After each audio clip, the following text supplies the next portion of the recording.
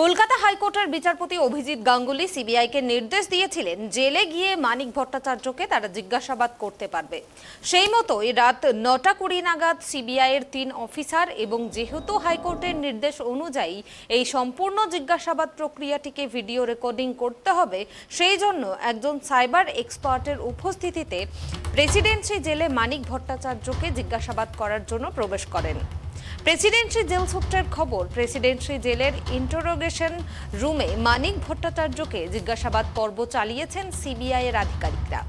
উল্লেখ্য, 2020 সালে প্রাথমিকে বদলি সংক্রান্ত দুর্নীতির মামলায় কলকাতা হাইকোর্ট নির্দেশ দিয়েছে সিবিআইকে জিজ্ঞাসাবাদ করার জন্য মানিক ভট্টাচার্যকে। সূত্রের খবর, আজকেও সিবিআই মানিক ভট্টাচার্যকে জিজ্ঞাসাবাদ করতে পারেন। আমরা বিস্তারিত জানবো। এই মুহূর্তে আমার সঙ্গে টেলিফোন লাইনে জুড়ে আছেন ট্রাইব টিভির প্রতিনিধি অভ্রদীপ। অভ্রদীপ, কালকে জেলে গিয়ে মানিক ভট্টাচার্যকে সিবিআইয়ের আধিকারিকরা প্রায় 2.5 ঘন্টার মতো জিজ্ঞাসাবাদ করেছিল। আজকেও কি তাকে জিজ্ঞাসাবাদ করতে পারে?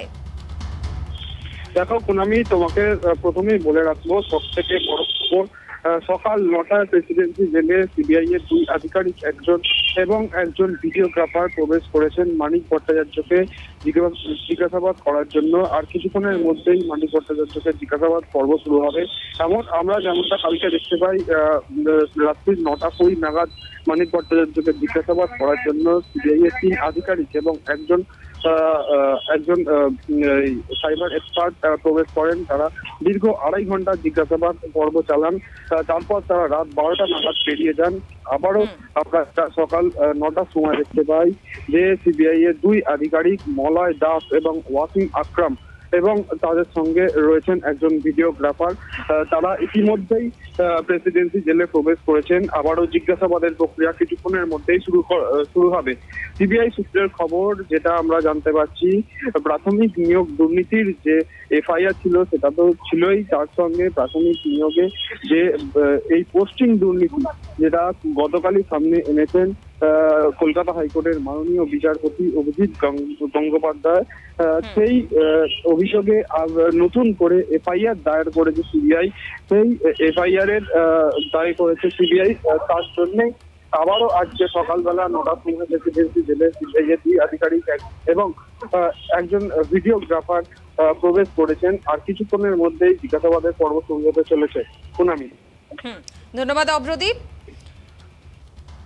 আপনাদের জানিয়ে রাখি, বিচারপতি অভিজিৎ গঙ্গোপাধ্যায়ের নির্দেশ মতো প্রাথমিক শিক্ষা পর্ষদের প্রাক্তন চেয়ারম্যান মানিক ভট্টাচার্যকে কালকে রাত প্রায় 2.5 ঘন্টা ধরে জিজ্ঞাসাবাদ করা হয় এবং আজকেও সকালবেলা সিবিআইয়ের আধিকারিকরা পৌঁছে যান জেলে এবং তাকে কিন্তু জিজ্ঞাসাবাদ করেন।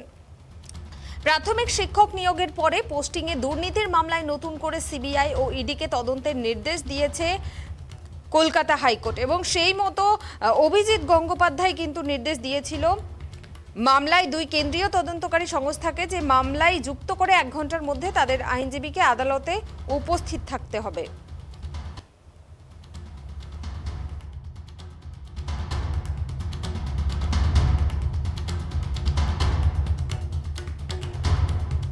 প্রাথমিকের শিক্ষক নিয়োগের পরে পোস্টিংয়ে দুর্নীতির মামলায় নতুন করে সিবিআই ও ইডিকে তদন্তের নির্দেশ দিয়েছে কলকাতা হাইকোর্ট।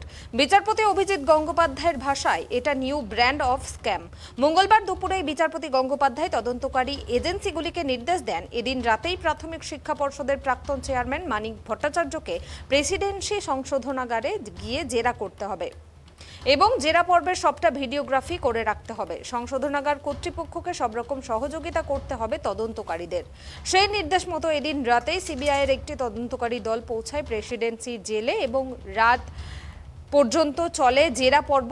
জানা যাচ্ছে প্রায় 2.5 ঘন্টা ধরে কিন্তু কালকে মানিক ভট্টাচার্যকে জিজ্ঞাসাবাদ করেছে সিবিআইয়ের আধিকারিকরা এবং আজকেও কিন্তু 9টার সময় সিবিআই আধিকারিকের সঙ্গে একজন ভিডিওগ্রাফার পৌঁছে যান সেখানে এবং আজকেও কিন্তু জেরা করা হচ্ছে মানিক ভট্টাচার্যকে।